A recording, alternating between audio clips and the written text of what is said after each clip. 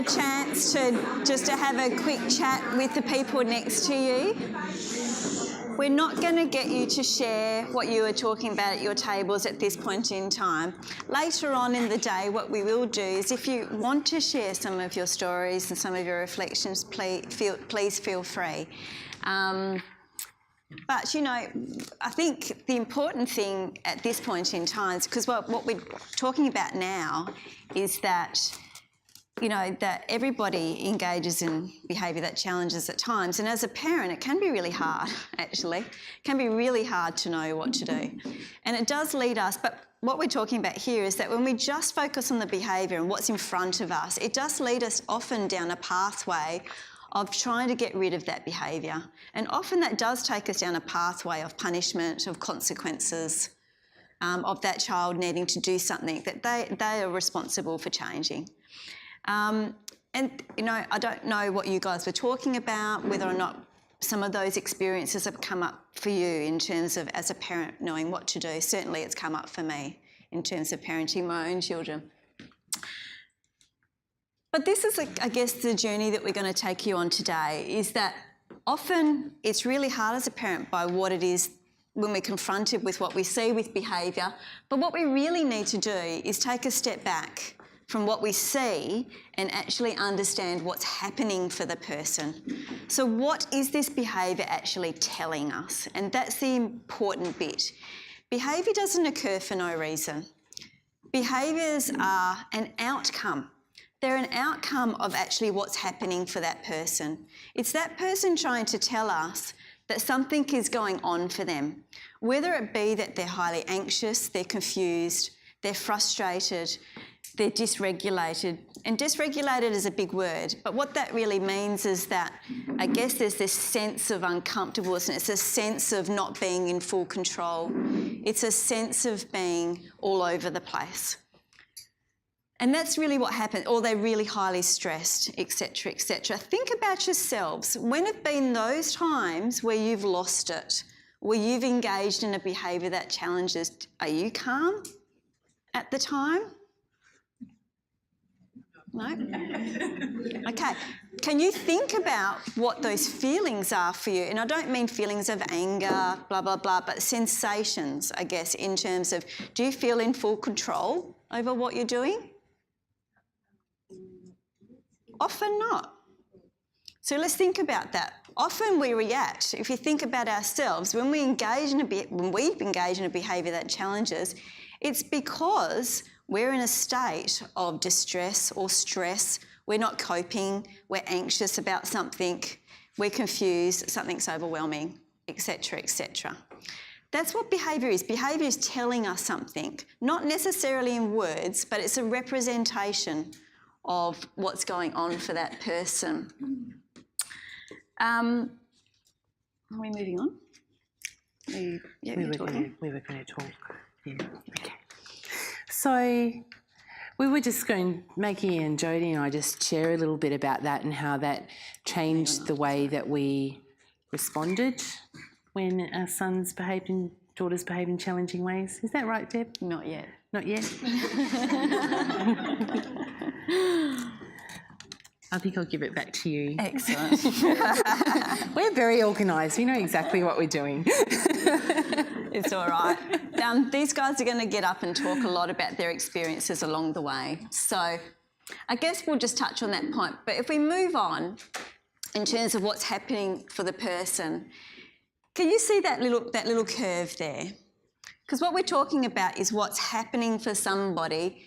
Sometimes you'll see in terms of somebody's behaviour that things are going, you know, generally we're calm most of the time and things are going well, etc., etc. If you just think about ourselves at this point in time, and also other people that you see, do you see sometimes that behaviour has like an escalation pattern? Things are going well, then it starts to increase, and then the behaviours increase further, and then it hits this, what we call a crisis point, where everything falls apart.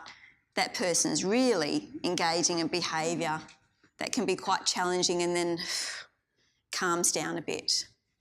You see that? It's cool. It's quite a common regular pattern in terms of behaviour.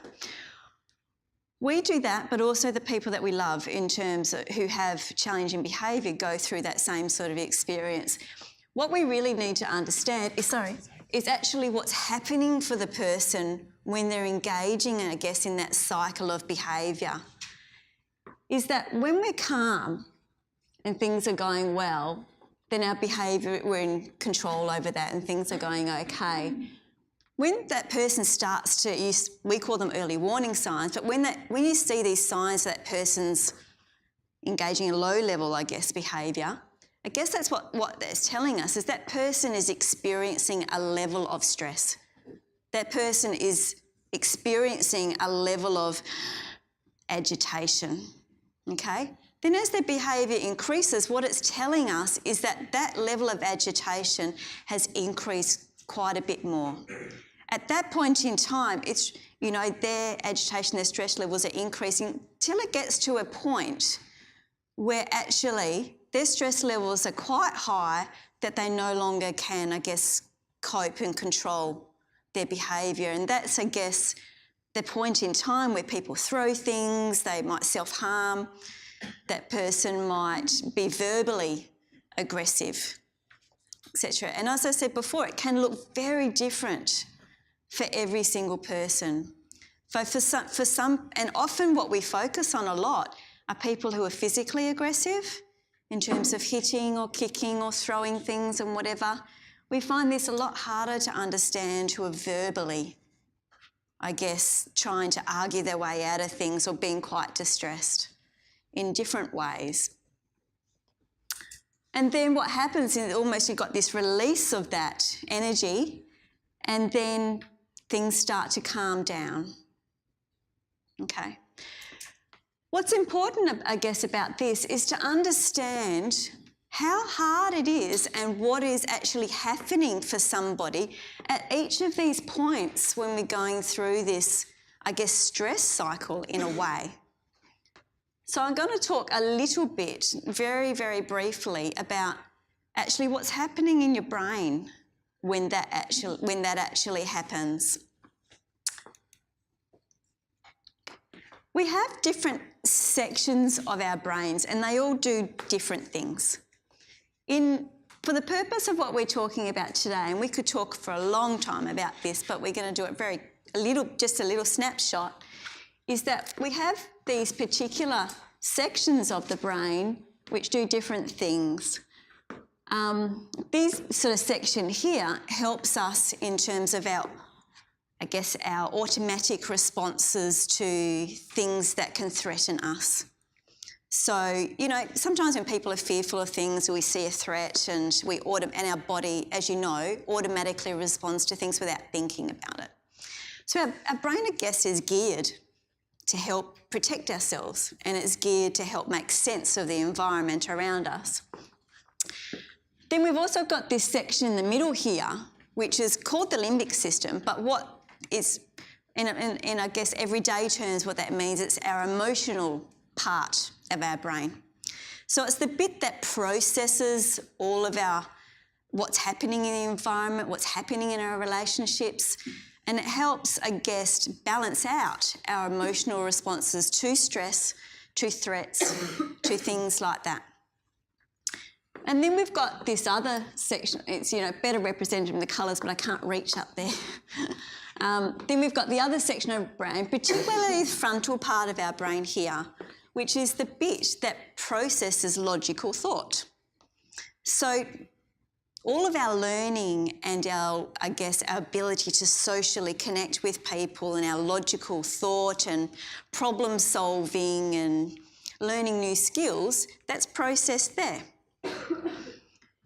Why we're talking about this is that our brain actually has these neurotransmitters and blood flow which helps process, it processes very differently according to how we're feeling at the time, okay? So all things going well, what happens is our brain is able to activate this part of the brain ordinarily. What happens is if we have a sense of stress or threats in our environment or things that are not might cause us confusion or etc., our brain redirects its energy back into this part here, okay? It does that to help make sense for that person of the world around them, and as a self, I guess, control sort of dynamic. When that happens, this part of the brain up here is actually not firing. It's not actually being activated. Okay, so our brain has redirected its energy into here. So when somebody's escalated and somebody's engaging in behaviour that challenges, the part of their brain of logical thought to problem solve, to change their behaviour at that point in time, not actually firing. They can't do it because your brain is not allowing it to do it. The brain has actually redirected its energy into here, into this emotional response, and been a bit more reactionary. It's more about doing something to help that person feel safe in their own way that makes them feel safe. Does that make sense?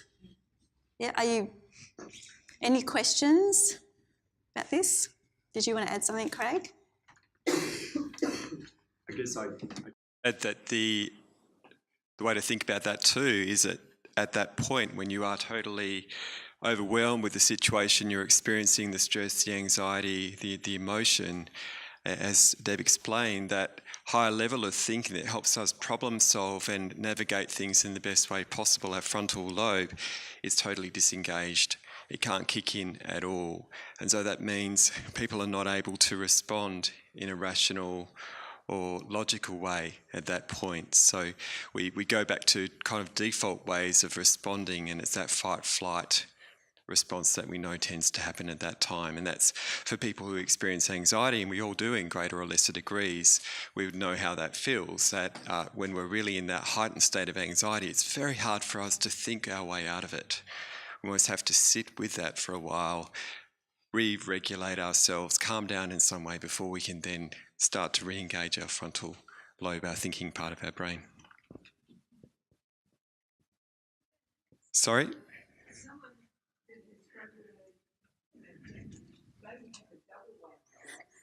Absolutely. Yeah, that's right. And we certainly will talk more about how we support people with all kinds of different needs, but Deb and I do frequently work with people with acquired brain injury and the frontal lobe's impacted, and so it becomes really important then to understand that we need to be putting as much support for them in their environment to keep them as calm as possible, because it's very easy to become confused and disorientated and anxious and reactive when you have that kind of injury. That's a good point. Yes. Yep. Absolutely. It's a type of panic. That's one way of looking at it. That is how it can be experienced for many people. And sometimes the reaction is a behavioural one. It's one of anger or an outburst. But what's actually happening for the person is more panic or extreme distress. Yep. So I guess if we go back to that, what we can understand is actually what is happening in our brain at these points in times when we see behaviour. And let's think about ourselves in this situation, what that looks like.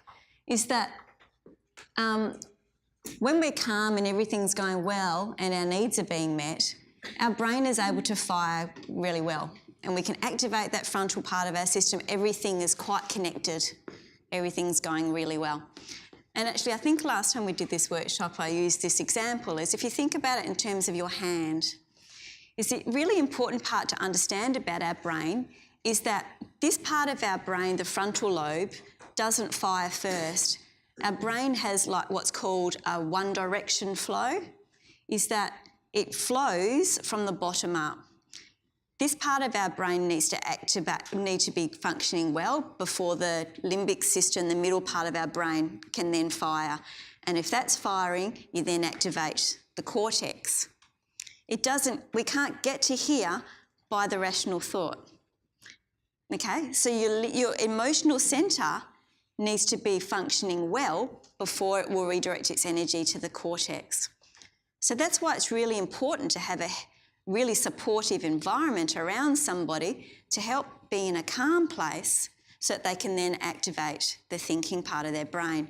So if you think about it that way, that this is your brainstem, this is the middle part of your brain in terms of your emotional responses, and that's your prefrontal cortex.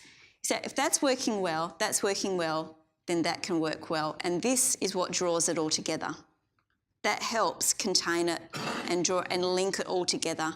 If this is not, we can't activate, if this is just working well, then this is not activated. Okay?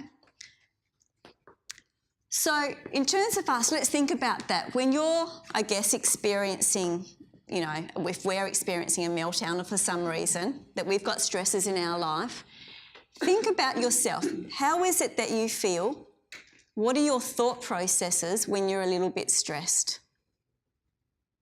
So when you're a little bit stressed, do you find that you behave a bit differently and you think a bit differently to when you're totally calm? Yeah? I talk a lot faster. You talk a lot faster. I get stressed, I start talking 100 miles an hour, and I can hear myself doing it, but I can't calm it down. And you can't calm it down. There you go. You can't. You don't have control over it. Until I've got an answer to whatever it is I need an answer to. Yep. I'm 100 miles an hour. Yeah. I know for me, I might have I might have these repetitive thoughts about, you know, what's happening, etc., and I can feel myself getting a bit more stressed. And then as we get more anxious or more stressed, have you felt that it gets harder to actually control your emotions? Everything impacts you more. What used to be you could handle quite well, as you get worse, that tiny little thing that never usually bothers you just suddenly just explodes. Explodes. That's right. Absolutely. And then you get to a point where you just lose it. And at that point in time, when you just lose it, do you sometimes later on go, why did I do that? Why did I say that? How did that happen? Yeah. Okay. That's a representation of what happens in our brain. Okay? When we get to this point, we are not in control over our actions, over our reactions. It looks like we are because we're talking our way through it. Okay? But in a way, when we get to this point here, that emotional part, that fight-flight part of our brain takes over. And then we come down from that and it's like, oh my gosh, blah, blah, blah. It's almost like do you feel like almost like not an emotional release, but it's almost like this chemical release in your body where you just go, sorry? Yeah, it's like a pop balloon, isn't it? Sometimes people can get quite low mood, because it's actually what's happened in your brain is these different chemicals and different neurotransmitters are then released, which actually cause that feeling because it affects, neurotransmitters affect bodily functions. And quite often at that time we might experience remorse or regret. So think about our kids in terms of when they're engaging in behaviour that challenges, it's the same. We all go through the same cycle, but what we're talking about with our kids is that we need to understand what are the stresses, what are the things that place stress on our kids that cause them to start to have this sense of stress, confusion, dysregulation, anxiety. Okay? Because what we see is the behaviour, but what the behaviour is telling us is that that person, things are going on for them in terms of confusion, anxiety. This is not easy for them. Their behaviour is telling us that. That's what we do as well. So this is where I hand over to you guys. Thanks, Deb.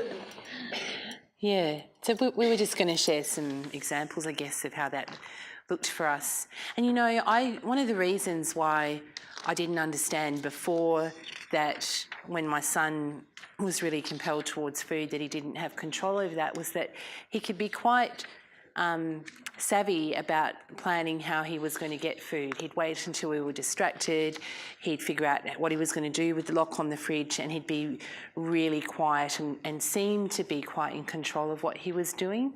But it's taken me a while to understand that he's actually not, even though he can do those things, inside his head he just can't, he's very anxious and he just can't stop thinking about getting to food. He can't control that aspect of it. I remember one day in particular where I started to change how I thought about this, and he was at my house and we were having a really hard day of it with food and him trying to get into cupboards and that kind of thing to get access to food. And I'd actually swept up some stuff off the floor and there was some crumbs in this pile of dust on the floor. And he actually got down on the floor and started sorting through the dust, trying to get crumbs of food to eat. And I remember then going, wow, you are in a really bad place right now for you to be doing that. There's something really, really wrong. And instead of feeling angry and like he was out to get me, I just felt so sad for him and wanting to help him at that point. And I think that that's really changed the whole dynamic for us, because even though at that stage I didn't really understand why he was doing that, just that I could give him some empathy and some comfort instead of some anger and judgment kind of changed the direction, I think, that things went in for us. And I was thinking about what Craig just said about remorse. We've started to notice that more now that we're aware of it. So there was a time last year when he went through a difficult period and he was out with one of his support workers and they were getting some stuff from the chemist, and she turned around and he'd gone. He'd actually run into the bakery next door and did quite a lot of damage in the bakery. So he'd been trying to eat the cakes and it was quite a scene, and he got banned, from the bakery after that. But what his support worker said afterwards that she noticed was that after he calmed down, he was just sitting on the pavement outside, kind of in this blue thing, and he doesn't talk, but he's got a sign for dickhead, which is usually directed at the other footy team on Saturdays. But this time it was about himself, and he was saying, "I'm a dickhead."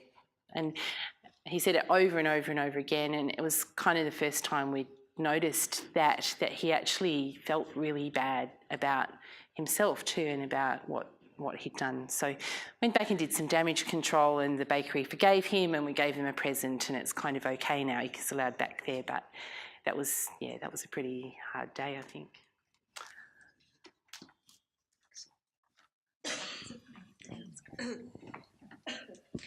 So I think for me it was learning that Jamie was hardly ever in the green zone. He was always really anxious and really agitated. So he would come home and he would have little humming sounds, and they would get progressively louder. And that was his yellow zone. And then things weren't going right, or something changed in his routine, and then he would get into that orange zone. He would be, starting to really stamp his feet hard into the ground, and we got to learn his little pattern. And then when he got to the red zone, that's when he would self-harm or throw things or damage things. But for us as a family, knowing that he was going through the cycle and looking at him in that way, and just taking a step back and saying, you know what, it's not about what you're doing, it's that you actually need help, and we need to figure out a way to help you. So just having that knowledge that he can't help this behaviour right now, and there's something else happening for him. It's not about him throwing the iPad. There's something else that's not right, and we have to just figure out what it is. And it was a huge moment for me to learn about the escalation cycle, because I was also doing that. While he was escalating, I was escalating. So when he was in the red zone, I was also in the red zone. So taking that conscious effort of going, okay, I need to stay calm, because if I'm not calm, he just feeds off that also. So just trying to really be conscious of going, okay, I can see the behaviour, but I'm not going to escalate. I'm going to help him to calm down. That made a big difference. And also I think just letting the other children know about how how it feels for him. It made a difference to their relationship with their brother, knowing that, you know, sometimes he can't control how he's feeling. And for the other children, I think it was good to include them because otherwise they still had this thought pattern that he was just naughty. So it was really important for my husband and myself to let the other children know what was happening for their brother, and it wasn't him just losing it all the time. There were other things happening for him too. So it's just sharing the knowledge. Thank you. When we realised that our reactions were just escalating the situation, and we were all in the red zone as well, we knew something had to change. You know, it wasn't helping anyone. We were all getting older and greyer and sadder and downer, and so we consciously decided to just take a step back, which is really difficult to do. You know, when you're just always feeling angry and that, to just not react, which you've been doing for years, which has also become a pattern for us, as well as her having a pattern of negative behaviours. It was difficult, but when we did, we took a step back and just took the behaviour away from Ayana and see what was actually going on for her.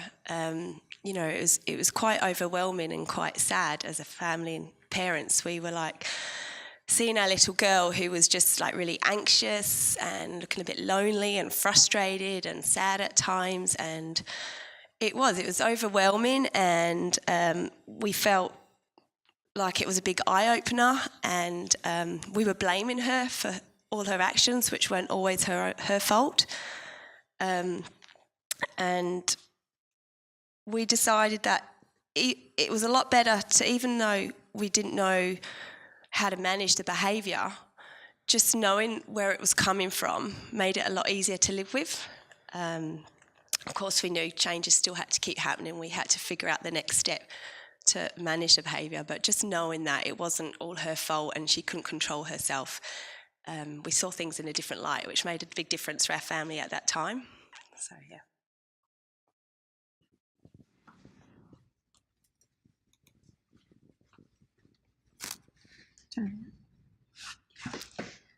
So I guess what we've started off is that we're confronted with a behaviour, but really what the behaviour is telling us is that there's something going on for that person. Often it's a representation of anxiety or distress for that person. So just again, just in your groups, or to yourself if you feel more comfortable, is what about you? What do you think your child might be communicating by their behaviour? So what do you think they're communicating in terms of their stress levels, anxiety, etc.? What do you think they're trying to tell you? What do you think might be happening for them in terms of what it's like for them?